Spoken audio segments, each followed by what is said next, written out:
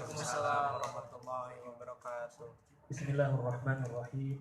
Alhamdulillahirabbil alamin wassalatu wassalamu ala asyrafil anbiya'i wal mursalin sayyidina wa maulana Muhammadin abil qasimil amin wa ala alihi wa sahbihi wat tabi'in.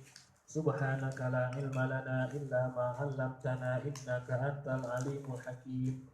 Allahumma shalli ala sayyidina Muhammad al-fatihi lima ughliq wal khatimi lima sabaq nasiril haqqi bil haqq wal hadi ila siratikal mustaqim wa ala alihi haqqa qadrihi wa miqdarihi al-azim. Amma ba'du fa inna asdaqal hadithi kitabullah wa khairal hadi hadi Muhammad sallallahu alaihi wasallam wa syarrul umuri muhdatsatuha wa kullu bid'atin dhalalah wa kullu dhalalatin finnar. Allahumma inni a'udzu bika an adilla au udalla au azilla au uzalla au azlima au uzlama au ajhala au yujhala alayya Rabbi zidni ilma wa wasi'li fi rizqi wa barik li fima razaqtani waj'alni mahbuban fi qulubi ibadi wa azizan uyunihim waj'alni wajihan fid dunya wal akhirah wa minal muqarrabin ya kathiran nawal ya hasanal fi'al ya qa'iman bila zawal ya mubdi'an bila mithal walakal hamdu walakal minnatu walakal syarafu ala kulli hal wa sallallahu ala sayyidina Muhammad walhamdulillahi rabbil alamin. Alhamdulillah, segala puji bagi Allah, Zat yang telah berikan kita berbagai macam nikmatnya. Salawat dan salam tetap tercurah ke hariban Al-Habib Muhammad sallallahu alaihi wasallam. Melanjutkan kajian kita kitab Bidayatul Hidayah karangan Imam Al-Ghazali. Kita sudah kemarin membahas tentang berbagai macam adab, dari mulai kita adab bangun tidur, setelah adab bangun tidur apa? Berwudu, adab mandi, pergi ke masjid, masuk ke masjid, dan sekarang kita lagi kemarin yang terakhir kita bahas adab tayamum, adab wudu juga sudah. Kemudian yang terakhir kemarin kita bahas adab masuk ke dalam masjid. Sekarang kita akan melanjutkan adab selanjutnya. Kami ulangi sekali lagi bahwa kepada teman-teman yang baru mengikuti kajian kita ini sebetulnya adalah kajian adab ya, ngaji adab. Adab itu banyak macam-macamnya. Adab banyak macam-macamnya. Adab terhadap Allah Subhanahu wa taala, adab terhadap Rasulullah sallallahu alaihi wasallam, adab terhadap guru, adab terhadap murid, adab terhadap sesama. Semua ada adabnya, semua ada adabnya, ada aturannya, ada tata keramanya. Sekarang kebetulan kita pelajari tentang adab terhadap Allah Subhanahu wa taala. Bagaimana kita bermuamalah kepada Allah Subhanahu wa taala? Bagaimanakah sikap kita, adab kita, tata krama kita ketika kita beribadah kepada Allah Subhanahu wa taala? Mana sudah kita bahas bahwa thamaratul ilmi, buahnya ilmu, hasil dari kita mencari ilmu. Artinya kita ini mencari ilmu tujuannya apa sih? Tujuannya apa sih kita cari ilmu? Untuk mendapatkan hidayah dari Allah Subhanahu wa taala. Percuma saja kita cari ilmu kemana-mana sampai jauh-jauh ke Mekah, tapi nggak mendapatkan hidayah dari Allah Subhanahu wa taala. Oleh karena itu tujuan utama dari mencari ilmu sebetulnya adalah mencari hidayah, mencari petunjuk Allah Subhanahu wa taala. Imam Al-Ghazali di sini menjelaskan kepada kita, memberikan cara kiat kepada kita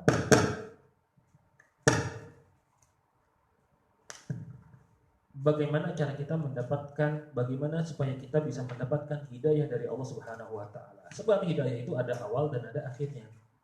Hidayah ada awal dan ada akhirnya. Baik itu hidayah yang sifatnya zahir maupun hidayah yang sifatnya batin. Oleh karena itu Imam Al-Ghazali menjelaskan mengatakan bahwasanya oleh karena itu hidayah ada permulaannya, ada awalnya, permulaannya.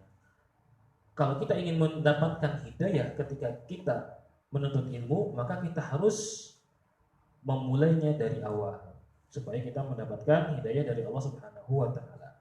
Dan kemarin kita sudah membahas bahwasanya awal kita supaya mendapatkan hidayah dari Allah Subhanahu wa taala, solusinya adalah kitab ini. Bidayatul hidayah. Hidayah artinya permulaan, hidayah artinya hidayah petunjuk dari Allah Subhanahu wa taala.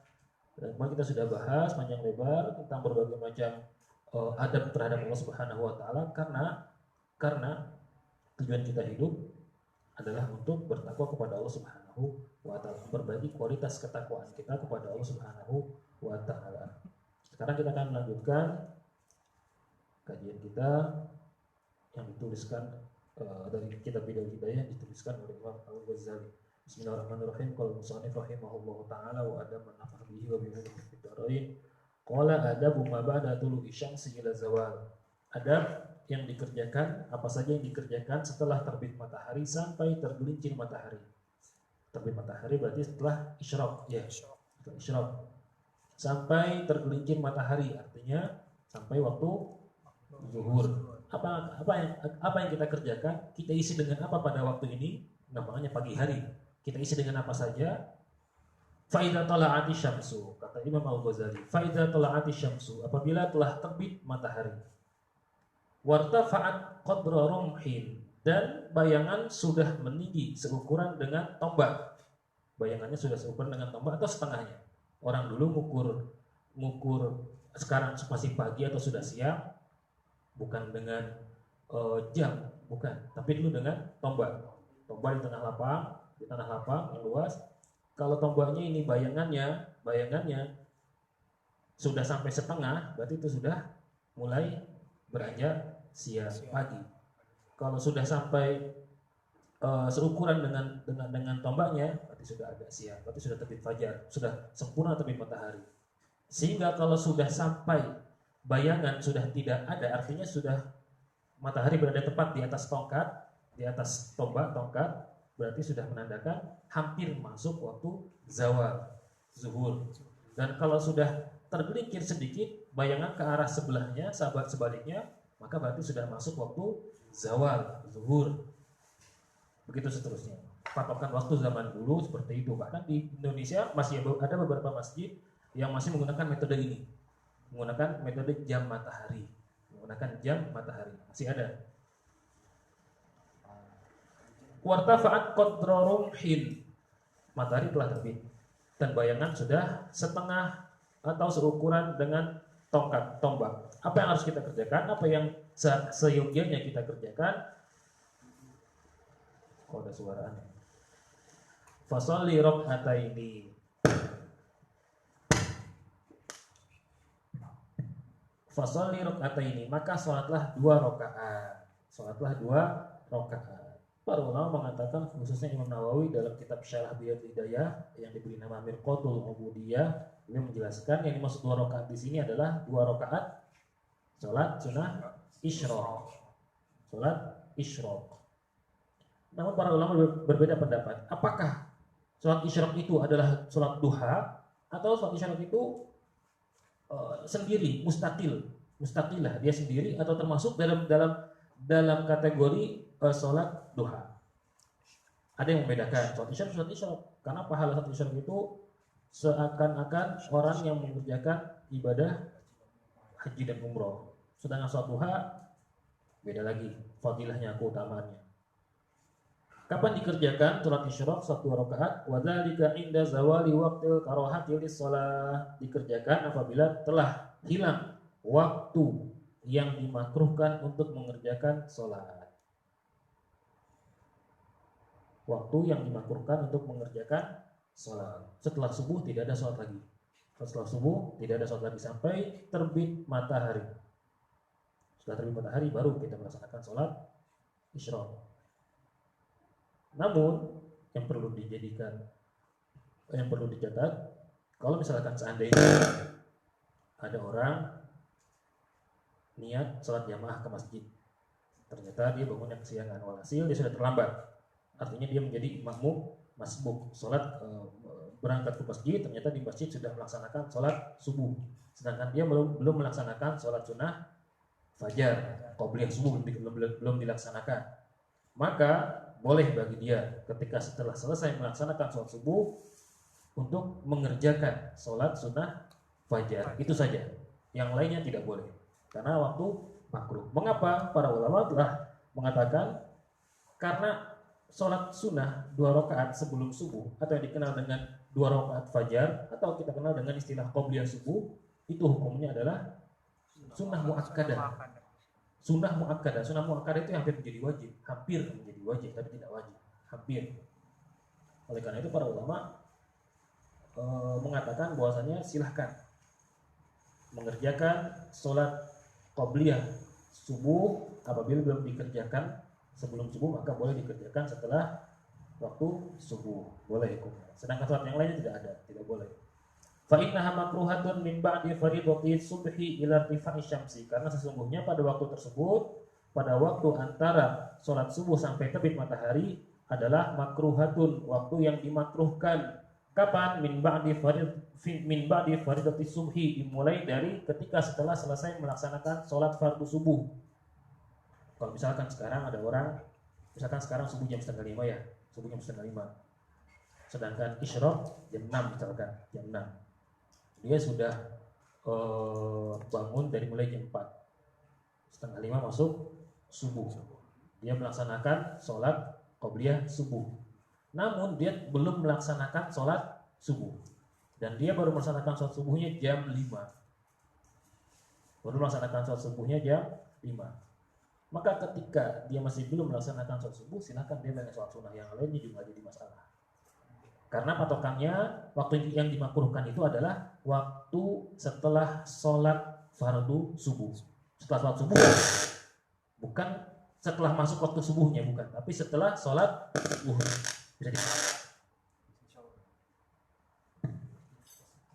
Faiza adhan nahar. Sekarang tadi sudah terbit matahari. Sekarang faiza adhan nahar, apabila telah masuk waktu duha.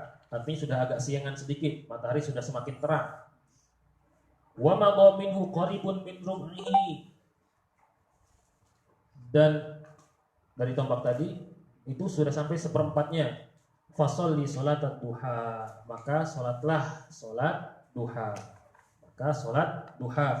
Rakaataini, sebanyak 2 rakaat, au arba'an, atau sebanyak 4 rakaat, au sittan, atau sebanyak 6 rakaat, au tsamaniyah, atau sebanyak 8 rakaat, masna, dikerjakan 2 rakaat. Para ulama beda pendapat. Berapa sih paling banyak bolehnya dikerjakan sholat duha tersebut? Sholat duha itu ada yang mengatakan maksimal 8 rakaat, ada yang mengatakan maksimal 12 rakaat. Beda pendapat para ulama, nggak jadi masalah. Yang penting sholat duha itu antara 8 rakaat atau 12 rakaat, dan minimalnya adalah 2 rakaat. Apabila telah masuk waktu duha, maka dianjurkan untuk melaksanakan sholat duha paling sedikit 2 rakaat, paling banyak 8 atau 12 rakaat. Namun Imam Nawawi dalam kitabnya Mirqatul Ubudiyah, beliau mengatakan bahwa yang muktamad, yang diambil oleh para ulama, bahwa jumlah rakaat yang paling maksimal adalah 8 rakaat. Faqad nuqilat hadhil a'dad, telah dinukil jumlah ini, artinya 8 rakaat paling maksimal, jumlah maksimal salat duha, kulluha an Rasulillah sallallahu alaihi wasallam, semuanya dari Rasulullah sallallahu alaihi wasallam. Wassalatu khairun kulluha, dan salat itu hukumnya adalah baik, bagus. Amal ibadah yang paling bagus adalah salat, walaupun salat sunnah mutlak. Misalkan sekarang saya lagi ngapa-ngapain, saya pengen ibadah, apakah ibadah yang paling bagus? Salat apa? Salat mutlak 2 rakaat. Allahu Akbar, sholli sunata rakaataini, Allahu Akbar. Itu amal ibadah yang paling bagus. Kok ini ngagetin? Faman syaa, maka siapa orang yang menghendaki, yang kepingin, fal yastaksir, maka perbanyaklah sholat, perbanyak sholat. Di luar sholat fardu, di luar sholat rawatib, di luar sholat nawafil. Sholat fardu, sholat 5 waktu. Sholat nawafil, contohnya sholat duha, sholat tahajud, sholat istikharah, yang lagi bingung mau pilih si fulanah yang A apa yang B ya. Atau sholat apalagi hajat, sholat taubat, itu namanya sholat sunnah nawafil namanya. Kalau sholat rawatib berarti sholat yang mengiringi sholat fardu, qobliyah, ba'diyah, itu namanya sholat rawatib. Namun kalau kau kepingin, katanya Imam Al-Ghazali, faman syaa, siapa yang menghendaki, fal yastaksir, maka perbanyaklah sholat. Wa man syaa, apabila kepingin, fal yastaqlil, maka ya sudah, nggak usah dikerjakan. Orang sunnah aja kok, sunnah aja nggak jadi masalah.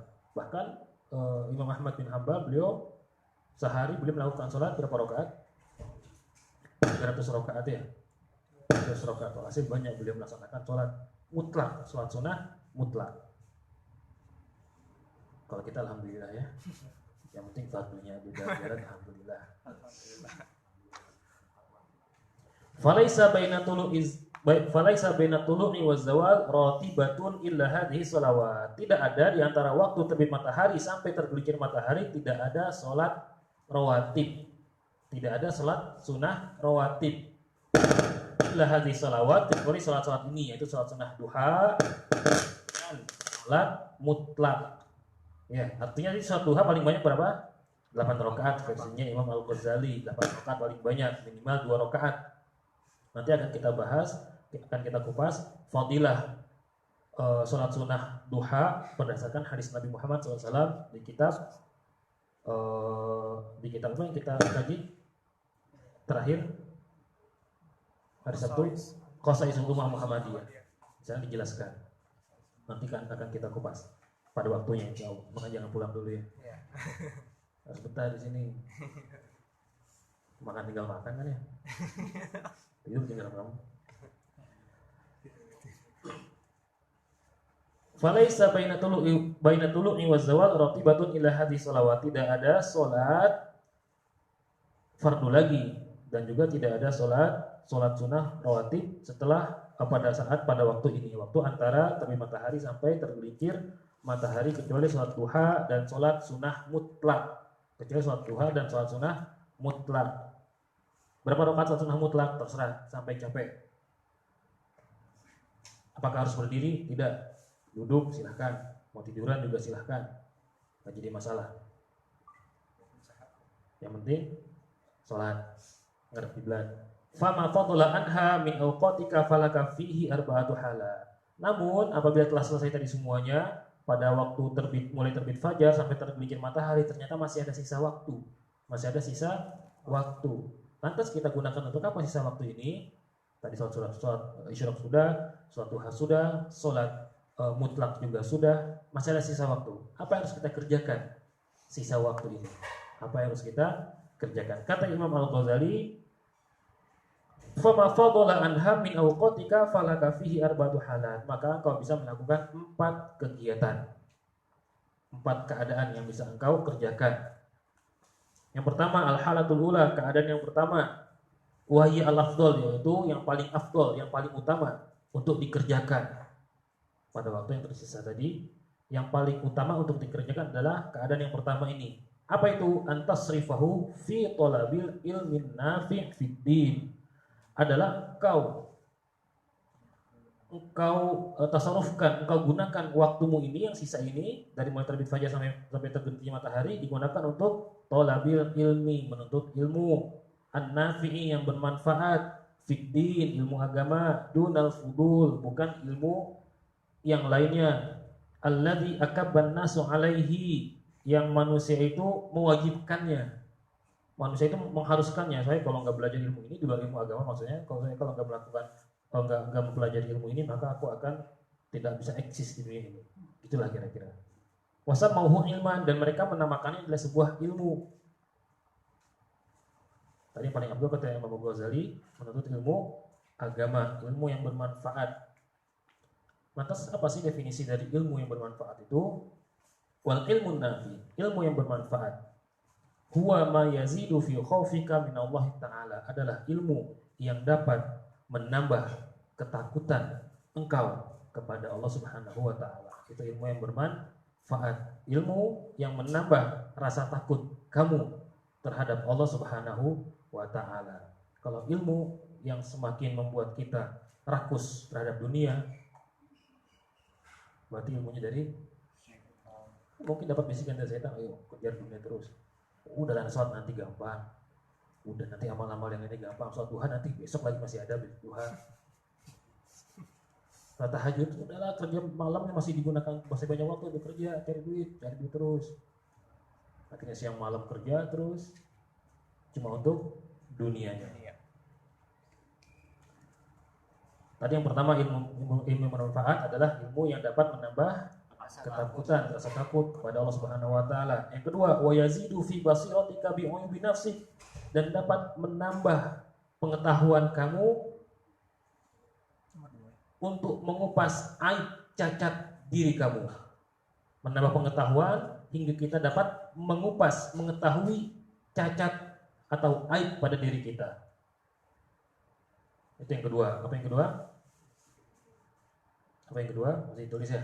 Yang kedua adalah ilmu yang menambah pengetahuan kamu untuk mengupas, untuk mengetahui aib atau cacat diri kamu.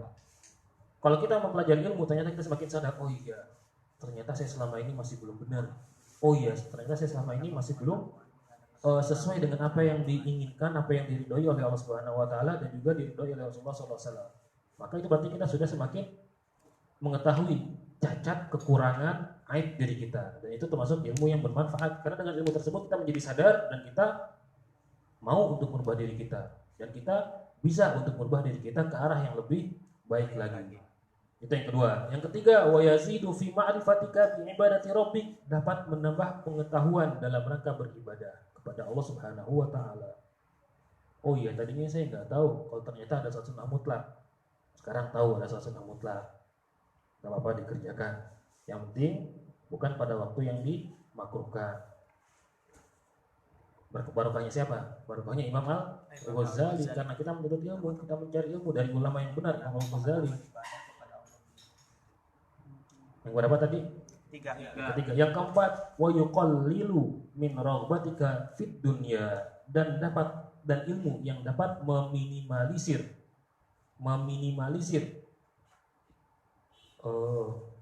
raghbah itu keinginan terhadap dunia. Ilmu yang meminimalisir keinginan terhadap dunia. Artinya nafsu dunianya itu bisa ditahan. Oh iya, dunia itu fana, tidak ada yang abadi. Yang abadi adalah ibadah yang aku kerjakan. Harta semuanya akan lenyap, semuanya akan hilang. Harta yang ada yang aku miliki itu bukan milikku. Mungkin miliknya orang lain, mungkin miliknya anak-anak jadi warisan, mungkin miliknya orang lain, dirampok, dicuri, ditipu. Tetapi harta yang sesungguhnya adalah harta yang disedekahkan di jalan Allah Subhanahu wa Ta'ala. Yang berapa tadi? Yang kelima, wa yazidu fi raghbatika fi akhirah, ilmu yang dapat menambah kecintaan kamu terhadap akhirat. Ilmu yang dapat menambah kecintaan terhadap akhirat. Yang keberapa tadi? 5. Yang keenam, wa yaftahu basirataka bi afati a'malika hatta tahtariza minha. Yang keenam, ilmu yang dapat membuka cakrawala kamu bi afati a'malika, dengan penyakit amal perbuatan kamu. Karena apa yang kita kerjakan, apa yang kita perbuat ada penyakitnya. Walaupun secara zahir itu adalah perbuatan baik, wah masya Allah dia sedekah tiap hari Jumat dia sedekah. Tapi apakah sedekahnya diterima? Apakah sedekahnya ini, amalnya dia ini sudah betul, atau masih ada penyakit yang menghinggapi dia ketika bersedekah? Paham ya? Karena banyak dari amal perbuatan yang baik-baik, secara zahir baik, tapi ternyata tidak baik, bahkan bisa menjerumuskan orang tersebut. Bahkan ketika bersedekah, baik sedekahkan ya, tapi ternyata malah bisa menjerumuskan orang menjadi sombong, takabur. Nih, gua sedekah 100 juta, lu berapa lu? Cuma 1000, 1000. 10 juta, 100 juta. Berarti masih ada penyakit ketika beramal, ketika melakukan amal soleh. Begitu juga ketika sholat. Ini gua sholatnya sudah sesuai dengan sunnah. Sholatku bid'ah. Sholat bid'ah, sholat sunnah. Muka lu aja bid'ah ya. Kita semuanya bid'ah di sini semua ya. Kita semuanya ahlul bid'ah. Karena dulu gak pernah ada kita. Makanya kita termasuk ahlul bid'ah ya. Jadi nggak salah kalau kita dicap bid'ah, gak usah marah. Nanti bid'ah, yang betul. Dulu kita nggak pernah ada, baru ada sekarang. Ya, zaman Nabi ada kamu? Nggak ada, makanya termasuk ahlul bid'ah ya. Yang berapa tadi? Yang ke-6, yang 7? Oh, berbeda pendapat baru ulama ya. Sekarang berbeda pendapat baru ulama KPS. Berbeda pendapat. Yang berapa? Ke-7. Sekarang ke-7. Iya. Sekarang ke-7. Sepakat semua? Sepakat. Berarti sudah ijma. Ijma para ulama. Berarti siapa yang melanggar ijma sesat. Sesat. Yang ke-7, wa yutli'uka ala makaidi syaitan wa gururihi wa kaifiyati talbisihi ala ulama isu hatta arradahum limaqatillahi ta'ala wa sakhatihi. Yang ke-7, dapat memperlihatkan ilmu yang dapat memperlihatkan kamu ala makaidi syaitan, intrik dan makarnya setan, wa gururihi dan tipu daya setan, wa kaifiyati talbisihi dan cara setan untuk memoles ala ulama isu kepada ulama su. Kita bisa tahu seorang ini ulama su atau ulama khair. Ulama su atau ulama khair. Dengan ilmu yang bermanfaat kita bisa tahu apakah ini dari setan atau bukan dari setan. Itu gampangannya. Hatta aradahum limaktillahi ta'ala, hingga akhirnya mereka semuanya ulama su menjerumuskan diri mereka limaktillahi ta'ala untuk mendapatkan murkanya Allah subhanahu wa ta'ala wa sakhatihi dan marahnya Allah subhanahu wa ta'ala. Mengapa mereka ulama su mendapatkan murka dan marah dari Allah subhanahu wa ta'ala? Haitsu akalud dunya biddin, di mana mereka mengambil dunia. Mereka berusaha untuk meraih dunia tapi dengan agama. Dengan embel-embel agama mereka berusaha untuk meraih dunia.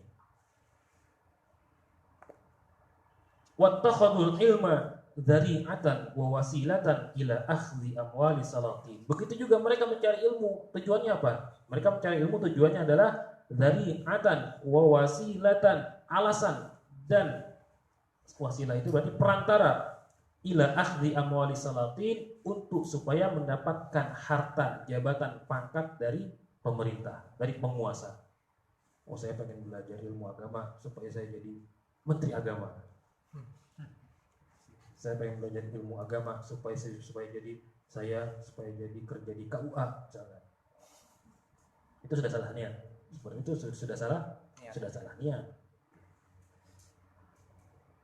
Wa akli amwalil awqaf wal yatama wal masakin. Begitu juga mereka ulama su adalah mereka yang memakan harta wakaf. Artinya mungkin di Indonesia nggak ada waziratul awqaf, nggak ada menteri wakaf. Tapi di luar negara Islam seperti Mesir, Saudi, ada namanya Kementerian Wakaf yang ngurus wakaf kaum muslimin. Ulama su tujuan lainnya lagi adalah untuk memakan harta, mengambil harta dari harta wakaf ini. Wakafnya umat, tapi dia ingin kuasai. Wal yatama juga hartanya anak yatim, wal masakin dan juga hartanya anak fakir miskin. Karena sesungguhnya harta wakaf itu kebanyakan ditujukan untuk pengentasan kemiskinan, untuk mereka yang duafa, mereka yang nggak punya harta, untuk mereka yang papa, untuk mereka yang nggak mampu untuk memenuhi kehidupan mereka. Itu dari harta wakaf. Wasarrafu himmatahum tula zamanihim ila talabil jahi wal manzilah fi qulubil khalqi. Dan mereka, kenapa saya begini?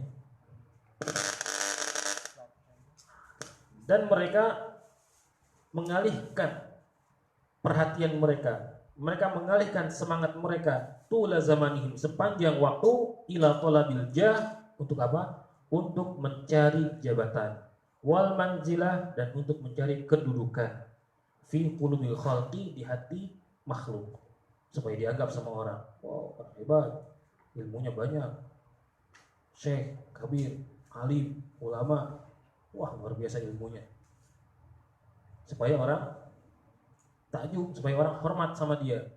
Maka semacam ini berarti termasuk ulama usul. Selain ingin dihormati, juga ingin memanfaatkan ilmunya untuk mendapatkan dunia. Kalau sudah seperti ini berarti termasuk ulama usul. Wattarrahum dzalika ilal mira'ati wal mumarah wal munafasati wal mubahah, dan menyeret mereka untuk berbuat ria, untuk berdebat. Ilmunya digunakan untuk ria. Nih aku nih 10 tahun di Mekah. Wah, siapa yang nggak bisa? Siapa yang bisa? Jarang ada yang bisa ya. Wal mumarah, dan untuk berdebat. Wah, sudah banyak ilmunya digunakan untuk berdebat. Sini kamu bisa apa? Ini dalilnya untuk berdebat. Wal munafasah, untuk berlomba-lomba. Wal mubahah, dan untuk berbangga-banggaan. Nih gua LCMA, Profesor Doktor, LCMA, MPD, apalagi kalau saya S3, SD, SMP. Wahadzal fan, tadi sudah berapa? Ilmu yang bermanfaat. 7. Ada 7 poin ya, jangan lupa. Wahadzal fan. Sekarang kita membahas sedikit tentang ilmu yang bermanfaat. Wahadzal fan, cabang ilmu ini minal ilmin nafi, berupa ilmu yang bermanfaat. Sekarang kita bahas tentang ilmu yang bermanfaat. Apa saja sih bagian-bagiannya, cabang-cabangnya? Ilmu yang bermanfaat itu ilmu apa saja sih? Qad jama'nahu, katanya Imam Ghazali, qad jama'nahu, telah kami kumpulkan fi kitabi, dalam kitabku yang berjudul Ihya Ulumuddin. Antum tahu semua kitab Ihya Ulumuddin ya, sering mendengar. Tapi di sini enggak dituliskan oleh Imam Al-Ghazali karena sudah beliau merujuk langsung, lihat sana kitab kitabku yang berjudul Ihya Ulumuddin. Namun Imam An-Nawawi, Syekh Nawawi Bantani, beliau meringkaskan tentang apa saja sih jenis ilmu yang bermanfaat itu. Sekarang kita baca ilmu yang bermanfaat menurut Imam Nawawi, Syekh Nawawi Al-Bantani dalam kitab beliau Mirqatul Ubudiyah, Syarah Bidayatul Hidayah. Yang pertama, beliau mengatakan ilmu nafi, ilmu yang bermanfaat. Ilmu yang bermanfaat ada 2. Ilmu yang bermanfaat ada 2 jenis, ada 2 macam. Yang pertama, mahmudun qaliluhu wa aktsaruhu. Yang bagus, yang terpuji, baik itu sedikit ataupun banyak. Ilmu ini apabila dimiliki sedikit bagus, dan juga apabila banyak lebih bagus lagi. Wa kullama kana aktsar kana afdal. Apabila tambah banyak ilmunya ini maka tambah bagus, tambah afdal. Itu jenis yang pertama dari ilmu yang bermanfaat. Jenis yang kedua dari ilmu yang bermanfaat, mahmudun ala qadri kifayah. Terpuji, bagus, ala qadri kifayah, tapi tidak perlu banyak-banyak. Tidak perlu banyak-banyak. Bagus, tapi enggak perlu banyak-banyak. Wala yuhmadul fadil anhu, dan kalaupun banyak dikuasai ilmunya, diperdalam, maka itu bukan termasuk ilmu yang dianjurkan. Tidak. Kurang jelas? Tadi yang pertama apa?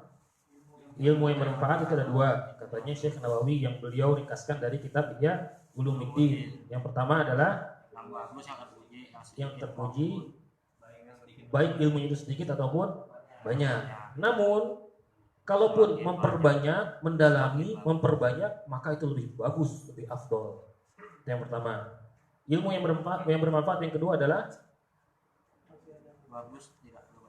bagus namun tidak berlebih-lebihan. Artinya cukup hanya yang dibutuhkan saja. Cukup hanya untuk yang dibutuhkan saja. Jenis yang pertama, ilmu apa sajakah jenis yang pertama? Yang terpuji, yang bagus, baik sedikit maupun banyak. Dan kalaupun banyak itu lebih bagus lagi.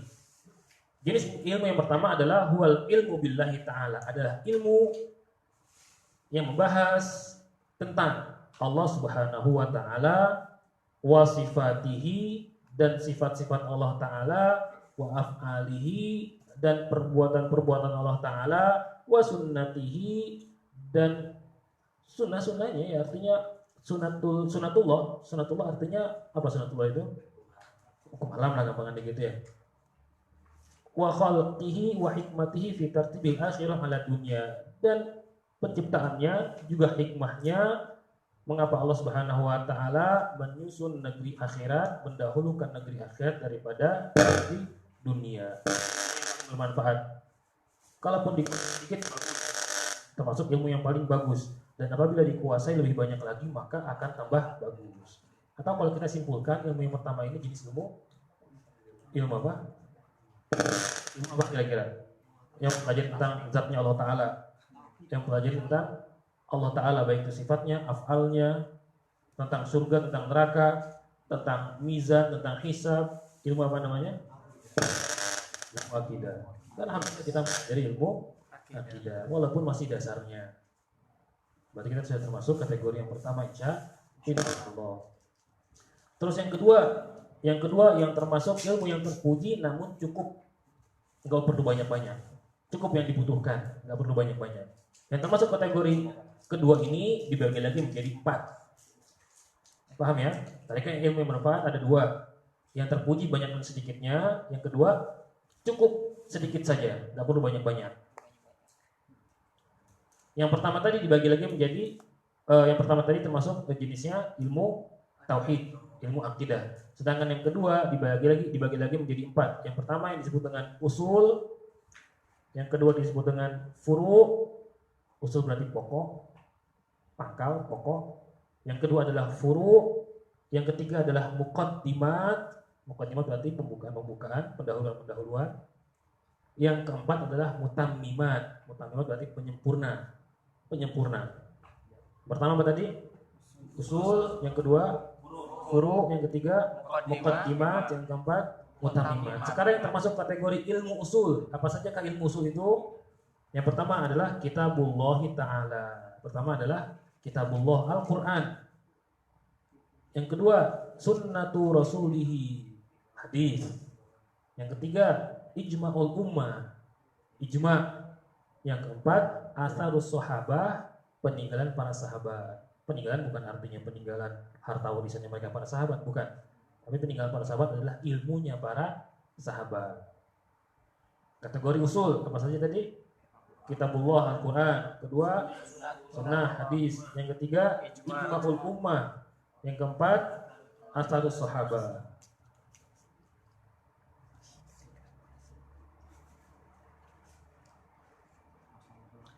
Itu yang pertama, yang usul. Ya. Yang kedua apa? Furu. Apa saja yang termasuk furu? Yang termasuk furu dibagi lagi menjadi beberapa bagian. Yang pertama, furu dibagi lagi menjadi beberapa bagian. Yang pertama, ma yata'allaqu bimasalihid dunya wa yahwihi kutubal fiqhi. Yang pertama yang berkaitan dengan kemaslahatan dunia. Artinya ilmu dunia, supaya kita ini di dunia ini selamat, enggak terjebak riba, enggak terjebak transaksi yang batil, transaksi yang salah, transaksi yang tidak sah. Wa yahwihi kutubal fiqhi. Yang masuk kategori ini adalah kategori ilmu fikih. Terlebih ilmu fikih muamalah terlebih ya. Terus yang kedua yang termasuk furu, ma yata'allaqu bi masalihil akhirah huwa ilmu ahwalil qalbi wa akhlaqihi al mahmudah wal madmumah wa murdiyin indallahi wa makruh. Yang kedua, yang berkaitan dengan kemaslahatan akhirat. Ilmu yang berkaitan dengan kemaslahatan akhirat. Ilmu apakah itu? Huwa ilmu ahwalil qalbi, adalah ilmu tentang keadaan hati kita. Wa akhlaqihi, ilmu mengenai akhlak, bagaimana akhlak kita seharusnya, akhlak kepada sesama, akhlak kepada para ulama, akhlak kepada alul bait, akhlak walasil akhlak. Baik itu al-mahmudah, akhlak yang terpuji, wal madmumah ataupun akhlak yang tercela. Mardiyun indallah, yang diridhoi oleh Allah, wa makruhun, dan yang dibenci oleh Allah Subhanahu wa taala.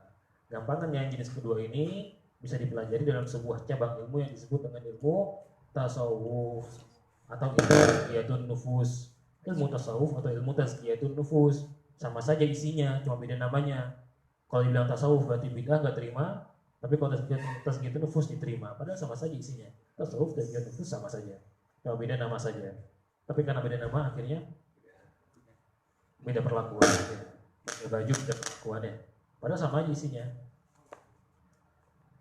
Sudah tadi furu ada berapa? Dua. Yang pertama yang berkaitan dengan kemaslahatan dunia atau gampangannya ilmu fikih muamalah. Yang kedua yang berkaitan dengan kemaslahatan akhirat, yaitu ilmu tentang keadaan hati, tentang akhlak yang terpuji, bagaimana caranya diridhoi oleh Allah Subhanahu wa taala, atau gampangannya ilmu tasawuf. Selanjutnya muqaddimat. Yang ketiga muqaddimat. Apa sajakah yang termasuk ilmu yang termasuk muqaddimat? Muqaddimat adalah ilmu alat, adalah ilmu alat, ilmu penopang, ilmu alat. Ka ilmi lughah seperti ilmu bahasa wan nahwi dan ilmu nahwu. Ilmu bahasa dan ilmu nahwu. Fa innaha karena keduanya ilmu bahasa dan ilmu nahwu, ilmu bahasa dan ilmu nahwu alatun adalah sebuah alat, adalah alat li ilmi kitabillahi ta'ala untuk mengetahui, untuk mempelajari Al-Qur'an. Untuk mempelajari Al-Qur'an. Kita supaya bisa paham Al-Quran harus ngerti bahasa Arab, harus mengerti nahwu. Kalau kita nggak ngerti bahasa Arab, nggak ngerti nahwu, udahlah nggak usah sok-sokan Quran, nggak usah sok-sokan bisa memahami Al-Quran. Kembalilah kepada Al-Quran dan hadis. Padahal nggak ngerti bahasa Arab, nggak ngerti nahwu. Apa sih nahwu? Oh saudaranya tempe. Nahwu, oh tahu itu. Oh saya pikir nahwu sama tahu sama. Kan gitu kan ya, karena nggak tahu tapi dia saking semangatnya kembali kepada Al-Quran dan Sunnah, akhirnya dibuka Al-Quran, difahami, difatwakan. Gak boleh, haram, bid'ah, kafir, syirik. Itu yang bahaya, Kalau ilmu ada ulama betul, bukan ulama yang sama seperti mereka juga ya. Mengapa ilmu bahasa dan ilmu nahwu menjadi mulia? Karena berkaitan dengan Al-Quran. Al-Quran, mempelajari Al-Quran adalah mulia. Oleh karena itu mengetahui, mampu untuk menguasai ilmu bahasa Arab dan ilmu nahwu juga menjadi mulia. Karena kemuliaan Al-Quran. Padahal sebelumnya bahasa ilmu nahwu seperti biasa, yang bukan termasuk ilmu yang paling utama. Nggak wajib untuk dipelajari. Tetapi ilmu bahasa dan ilmu nahwu dikatakan alat karena digunakan untuk memahami Al-Quran, untuk memahami hadis bahasa Arab atau bahasa Perancis atau bahasa Jawa atau bahasa Bogor, bukan bahasa Arab. Jadi memahaminya harus dengan ilmu bahasa Arab, dengan ilmu nahwu dan dengan ilmu pendukung yang ilmu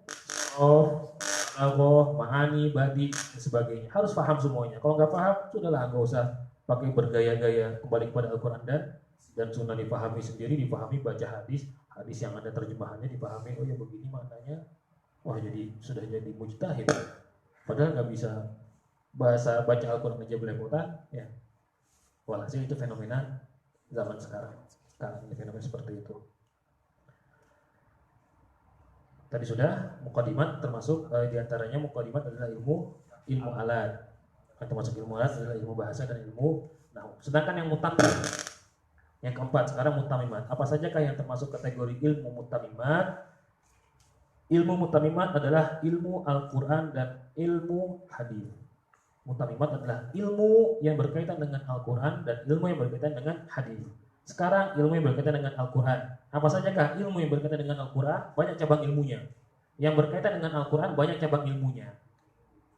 Yang pertama, yata'allaq bil lafzi, yang berkaitan dengan lafaz, yang berkaitan dengan lafaz Al-Quran, berkaitan dengan lafaz Al-Quran, kata'allumil Quran, seperti mempelajari Al-Quran, belajar Al-Quran dari mulai A, fathah A, ba, fathah ba, aba, dulu gitu. Kalau sekarang enggak, sekarang pakai metode Iqra, metode Qiraati. Dulu metodenya Baghdadi.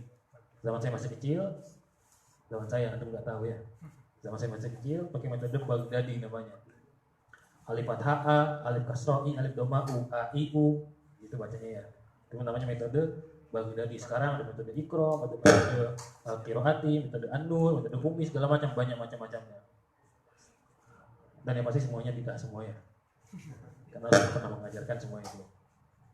Ya ta'alaq bil lafzi ka ta'allumil Qur'an wa makharijil huruf, begitu juga pelajari makharijil huruf. Harus bedakan antara ha dengan ha, beda. Antara za dengan ja. Jangan za dibaca ja juga kayak orang Bandung sama orang Jakarta. Tadi lagi khutbah Jumat, waktu zuhur telah tiba, waktu juhur telah tiba. Gak bisa bedakan. Itu orang Jakarta sama orang Bandung. Orang ini nggak ada ya. Nggak ada di sini, nggak ada bedanya. Enggak ada bedanya. Sama semua. Baik baik ya. Yang berkaitan dengan Al-Quran tadi apa? Mempelajari Al-Quran dari mulai alif, ba, ta, sampai ya, sampai dia bisa berhasil menguasai bagaimana cara Al-Quran membaca Al-Quran yang benar, makharijul hurufnya, tajwidnya, dipelajari semuanya. Yang kedua, ya ta'allaq bil makna ka tafsir. Ini termasuk ilmu Al-Quran yang berkaitan dengan makna Al-Quran, yaitu ilmu tafsir. Ilmu tafsir. Yang ketiga, ya ta'allaq bi ahkamil Quran. Ilmu yang berkaitan dengan hukum-hukum dalam Al-Quran. Hukum wanita yang haid dijelaskan dalam Al-Quran. Wa yas'alunaka 'anil mahid dan yang lain sebagainya. Kama rifatin nasikh wal mansukh, seperti mengetahui nasikh dan mansukh. Ada ayat Al-Quran yang dinasakh, yang dihilangkan. Bagaimana hukumnya? Para ulama pandangan para ulama tentang ayat yang dihilangkan. Ada berbagai jenis ayat yang dihilangkan, yang disebut dengan istilah nasakh mansukh. Ada yang dinasakh, yang dihilangkan hukumnya, tapi ayatnya tetap ada. Ada yang dihilangkan ayatnya, teksnya dihilangkan, tapi hukumnya tetap ada. Dan ada yang dihilangkan, hukumnya juga, ayatnya juga ada. Ini namanya ilmu nasikh dan mansukh, ilmu nasakh mansukh. Itu juga harus dikuasai, diketahui.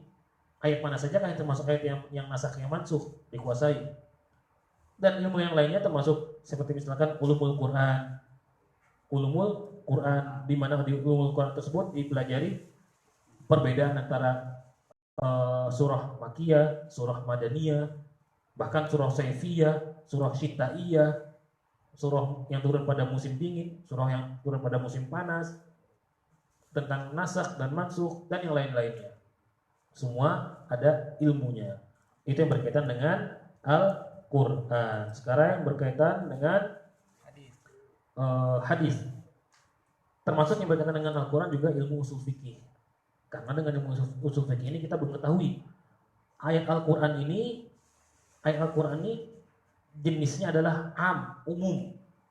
Sedangkan ayat yang lain yang mentaksis dari ayat Al-Quran yang sifatnya umum. Atau mungkin nggak paham, repot. Gampangannya gini, udah ilmu usul fikih kita gitu aja. Ilmu usul fikih gitu aja dah. Selanjutnya yang berkaitan dengan ilmu hadis. Ilmu hadis apa saja termasuk ilmu hadis? Termasuk ilmu mustalahul hadis. Ilmu mustalahul hadis itu ilmu yang pelajari tentang kualitas hadis, derajat hadis, apakah hadis ini sahih, dhaif, hasan li ghairi, hasan li dzati, dhaif, munkar, nakir, hadis maudhu, hadis syadz, hadis masyhur dan lain sebagainya. Dan yang kedua adalah ilmu jarh wa ta'dil. Ilmu jarh wa ta'dil itu ilmu yang belajar tentang kualitas seorang perawi. Tadi kualitas hadisnya, sekarang kualitas perawinya, orang yang membawa hadis, orang yang menyampaikan hadis. Ini orang menyampaikan hadis kualitasnya seperti apa? Para ulama mengatakan fulan thiqah, fulan kadzdzab, fulan ini terpercaya, bisa dipegang omongannya. Thiqah itu berarti kalau orang ini dicap sebagai thiqah, berarti hafalannya kuat dan ingatannya kuat. Bukan cuma hafalannya doang. Kadang orang hafalannya kuat, gampang hafalin, tapi cepat lupa. Ini nggak termasuk kategori thiqah. Ada yang biasa-biasa saja. Artinya para ulama mengomentari orang ini biasa, enggak thiqah juga enggak kadzdzab. Artinya kadzdzab berarti pendusta. Artinya kalau ada seorang perawi dia derajatnya kadzdzab, pendusta, suka mendustakan hadis, berarti ya hadis yang disampaikannya paling bagusnya itu dhaif, paling bagusnya. Dan paling buruknya ya maudhu hadisnya hadis palsu yang dibawakan. Itu namanya ilmu jarh wa ta'dil. Ilmu jarh wa ta'dil itu berkaitan dengan hadis. Ini semua tadi adalah ilmu-ilmu yang bermanfaat. manfaat menurut Imam Al-Ghazali. Sekarang bagaimana dengan ilmu yang lainnya? Ilmu yang lain di luar tadi itu nanti akan kita kupas. Sudah jam 3 tadi. Sudah dulu atau masih sedikit lagi? Tanya jawab. Oke. Berarti sampai sini dulu. Nanti kita lanjut rumahnya Mbak Febi ya. Insyaallah. Silakan ya. Silakan. Kaitan dengan itu tadi Pak Ustaz, hadis sahih kemudian dhaif dan waktu itu bagaimana kriteria sebuah hadis itu bisa dijadikan dasar hukum, karena kan sekarang ini lagi rame fenomena hadis ini dhaif nggak bisa diamalkan, padahal itu sudah diamalkan. Contohnya ketika doa yang membuat buka puasa itu digugat gitu Pak Ustaz, Allahumma lakal sumtu, wah ini dhaif hadisnya bid'ah ini nggak bisa diamalkan, itu kriterianya gimana Pak? Saya paham apa yang antum pertanyakan. Ada kelompok yang tidak mau sama sekali menggunakan hadis dhaif. Alasannya dhaif nggak bisa diterima, lemah. Sekarang jangan kita ambil mentah-mentah ucapan mereka. Apakah betul ucapan mereka ini sehingga mereka tidak mau menggunakan hadis yang dhaif? Bagaimana pendapat para ulama? Kita kembalikan pada para ulama. Mereka siapa? Kita kembalikan pada pengertiannya dari Imam As-Suyuti. Apa kata Imam As-Suyuti? Apa kata Imam An-Nawawi? Apa kata Imam Al-Baghawi? Apa kata Imam As-Sakhawi? Yang lain-lainnya. Apa kata mereka tentang hadis dhaif? Abu Yas telah menjelaskan dalam kitabnya Al-Manhul Latif. Manhul Latif termasuk kitab Mustalahul Hadis. Jadi Mustalahul Hadis ini adalah sebuah ilmu, sebuah cabang ilmu, namanya ilmu Mustalahul Hadis, cabang dari ilmu hadis. Ilmu hadis macam-macam ya. Hadis diroyah, hadis riwayah, itu ilmu hadis. Dan ilmu hadis diroyah dibagi lagi ilmu Mustalahul Hadis dan ilmu jarah wa ta'dil dan banyak ilmu-ilmu yang lainnya, fan yang lainnya. Ilmu Mustalahul Hadis banyak karangan para ulama, karya para ulama berupa kitab-kitab mereka yang bahas ilmu mustalah hadis. Baik yang mereka bahas secara menyeluruh, artinya mereka lengkap membahas dari mulai pengertian hadis sahih sampai berbagai macam hadis, sampai tingkat-tingkatan hadis, sampai hadis maudhu, apa pengertiannya mereka sudah bahas semuanya. Ada juga yang mereka bahas parsial, bagian-bagian saja yang dirasa cukup urgent untuk disampaikan dan dikembangkan, diteliti. Kayak misalkan masalah hadis dhaif, hingga akhirnya mereka para ulama mengeluarkan risalah khusus, risalah sendiri, tulisan sendiri mengenai hadis dhaif. Abu Yas secara menyeluruh menuliskan tentang ilmu hadis, mustalahul hadis, dan kitabnya Al-Manhul Latif. Tapi secara menyeluruh, global. Abahnya beliau, Syekh Alawi Al-Maliki, punya kitab namanya kalau nggak salah Manhul Latif juga, tapi khusus membahas tentang hadis dhaif. Dan sebenarnya kita sudah pernah membahas masalah ini ketika kita pertama kali mengkaji kitab Khosaisul Ummah Muhammadiyah. Kayaknya Kang Amin belum datang belum datang, makanya tanya beliau, Masya Allah. Berarti keingintahuannya bagus, luar biasa, tinggi. Tapi Kang Amin teman-teman yang lain sudah pada tahu ya. Jadi di kitabnya Abuya Khosaisul Ummah Muhammadiyah, beliau Abuya menjelaskan bahwasannya ya, dalam kitab ini yang beliau tulis kitab Khosaisul Ummah Muhammadiyah, berbagai macam hadis sahih, hadis hasan, hadis dhaif pun juga ada. Oleh karena itu, sebelum mereka menolak hadis dhaif yang ada dalam kitabnya Abuya yang berjudul Khosaisul Ummah Muhammadiyah, dijelaskan oleh Abuya pandangan para ulama tentang hadis dhaif. Ternyata para ulama membolehkan menggunakan hadis dhaif dalam hal apa yang diperbolehkan? Fadhailul a'mal, supaya orang itu giat ibadahnya. Ada hadis dhaif menjelaskan tentang keutamaan sholat zuhur misalkan, atau keutamaan tentang sholat sunnah rawatib, sholat sunnah qobliyah zuhur 4 rakaat, nanti ada. Misalkan hadisnya dhaif misalkan. Tapi ketika diamal untuk digunakan untuk fadhailul a'mal, akhirnya orang yang membaca hadis ini walaupun dhaif menjadi semangat. Oh iya, fadilahnya, keutamaan orang yang mengerjakan sholat 4 rakaat sebelum zuhur adalah begini. Akhirnya dia menjadi tambah semangat untuk mengerjakan amal soleh tersebut. Itu namanya fadhail a'mal. Itu salah satu kegunaannya. Kegunaan yang lain boleh digunakan untuk manaqib. Manaqib artinya apa? Manakib itu artinya semacam kurikulum vitae, profil atau testimoni dari orang. Misalkan Rasulullah menyebutkan keutamaan Sayyidina Ali.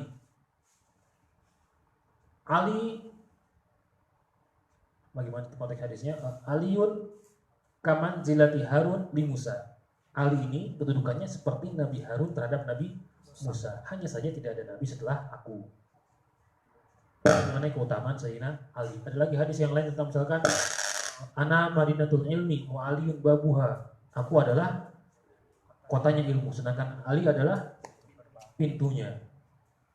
Misalkan seandainya ini hadis dhaif, ini adalah berkaitan dengan akib, dengan profil biografi Sayyidina Ali, maka tidak menjadi masalah digunakan. Hadis dhaif walaupun hadis dhaif tidak menjadi masalah. Atau digunakan hadis dhaif untuk tarikh sejarah, nggak jadi masalah. Bahkan Ibn Asakir, beliau punya kitab namanya Tarikh Syam. Tarikh Syam itu banyak sekali hadis-hadis yang berkaitan dengan negeri Syam. Banyak sekali hadisnya karena kitabnya Tarikh Syam ini panjang berjilid-jilid. Begitu juga Tarikh Baghdad. Begitu juga di situ juga ada hadis yang dhaif yang menjelaskan tentang keutamaan negeri Baghdad dan sebagainya. Ini nggak jadi masalah menggunakan hadis dhaif. Jadi bukan karena lantas ditolak, mentah-mentah nggak boleh, haram mengamalkan hadis dhaif. Salah kalau yang seperti itu, berarti nggak perlu diterima omongannya. Kita nggak terima omongan dia, kita terima omongannya para ulama yang betul-betul ulama, bukan ulama yang kayak gitu, bukan, tapi ulama yang betul-betul ulama. Lagi mau tanya kan? Ya.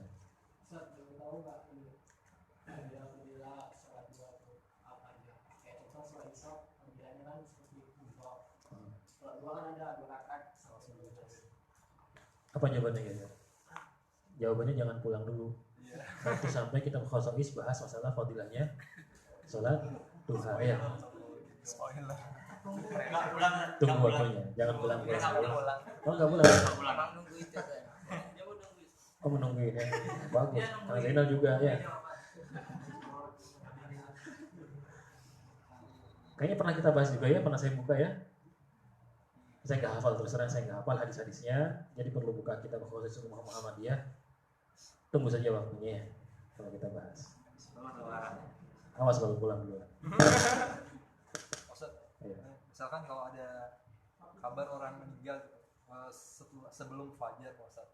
Nah, untuk waktu disolatinnya itu lebih baiknya apakah tiba-tiba dia kabarnya meninggal, terus masuk ke waktu azan subuh. Nah, kan kita utamakan yang wajib dulu tuh, Ustaz.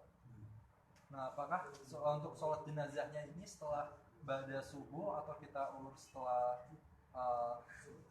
pas syuruk itu? Iya, bagus pertanyaannya. Maksudnya mungkin mengurus jenazah itu dianjurkan untuk dipercepat, takjil. Takjil artinya mempercepat urusan. Ada beberapa perkara yang dianjurkan untuk dipercepat urusan. Mengurus jenazah, bayar utang, dan yang ketiga kawin nikah. Sahabat kami, puasa dengan kami coba.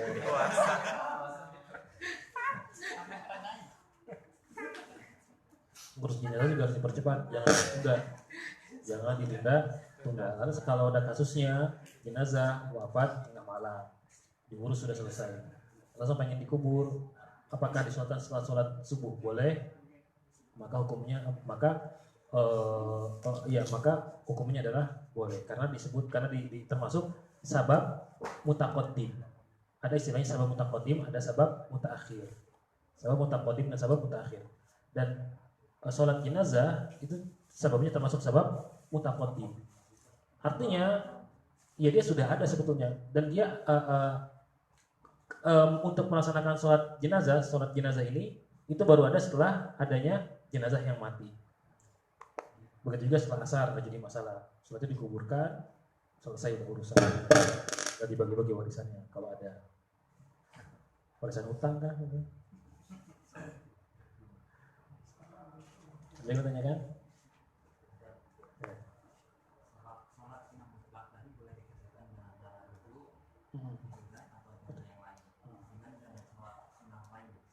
sama saja. Pokoknya sholat sunnah, sholat fardu hukumnya adalah wajib berdiri.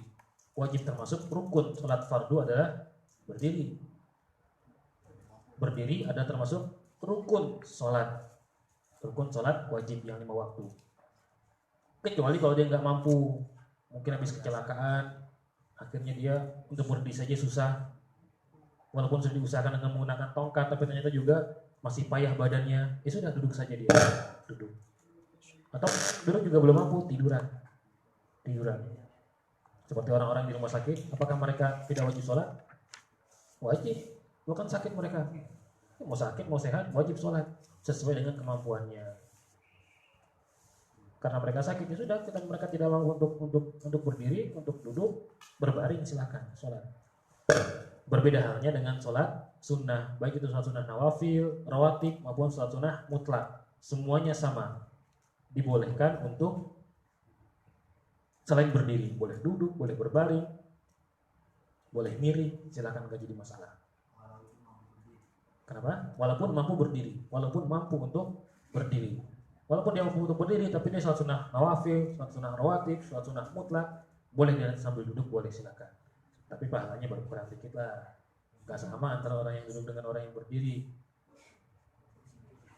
Berdiri lebih butuh tenaga, sedangkan duduk gampang. Gerakan juga tidak sebanyak yang berdiri. Begitu juga yang berbaring, lebih sedikit lagi, maka lebih sedikit lagi pahalanya. Insya Allah demikian. Ya. Kan ini pengalaman sedikit ya. Ini cuma banyak juga sih. Jadi pas pernah suatu ketika nunggu sholat subuh tapi ketinggalan Pak Ustaz. Tapi di dalam mimpi itu mimpi sholat subuh. Ketika bangun ingatnya udah sholat Ustaz, baru ingat besoknya itu oh ternyata saya belum sholat subuh. Apakah langsung dikodok atau nunggu dulu? Ya, kalau gitu keadaannya berarti dikodok Kang Amin ya, jangan sering-sering. Sholatnya dalam mimpi. Iya, kalau gitu berarti dikodok sholatnya. Ini langsung atau nunggu subuh? Enggak, bang. Maksudnya subuh berikutnya? Enggak, bangun, melek, kok udah jam 8 ini, langsung sholat. Atau biar lebih seperti suasana seperti masih malam, seperti masih subuh, semua tutup jendela, mati lampu, sholat. Suasana subuh.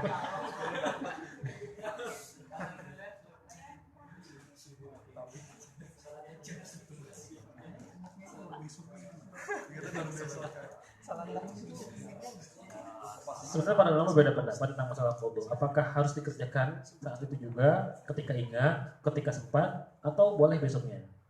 Ada yang mengatakan boleh besoknya, ada yang mengatakan langsung dikerjakan.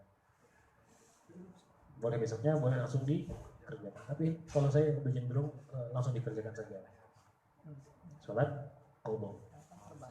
Untuk yang urutannya, Ustaz, misalkan kayak misalnya nih kita saking capeknya bekerja gitu Pak Ustaz, terus jam 5:30 tidur, bangun jam 12 malam gitu Pak Ustaz. Nah untuk yang mengkodok sholat itu apakah sholat isya duluan atau sholat maghrib duluan baru sholat isya? Yang punya waktunya itu siapa? Isya duluan. Oh berarti nggak tertib itu nggak apa-apa ya Pak? Ya sebetulnya nggak jadi masalah juga sih, ini perbedaan masalah fikih aja, bahasa masalah fikih.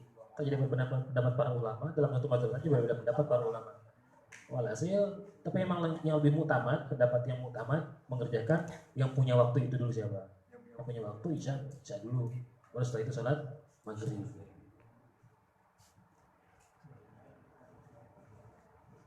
Ada yang bertanya? Sudah ya, jangan kebanyakan tanya, malah bikin masalah terus nanti.